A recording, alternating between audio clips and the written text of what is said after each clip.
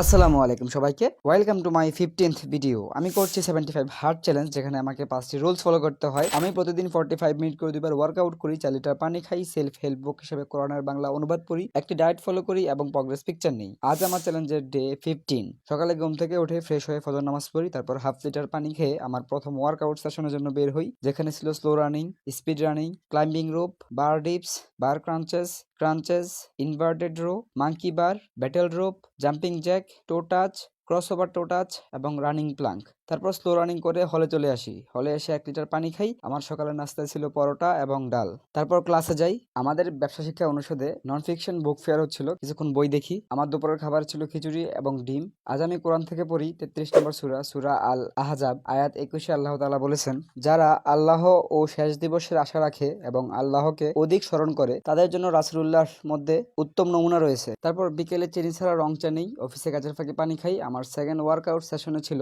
Slow running, different types of lower and upper apps workout, jumping Jack, standing bicycle crunches, standing crunches with clap, to touch, squat, crossover toe touch এবং running plank. তারপর slow running করে হলে আসি। আমার রাতের খাবারে ছিল রুটি এবং ডাল সবজি। আজকে এ পর্যন্তই। আল্লাহ হাফেজ।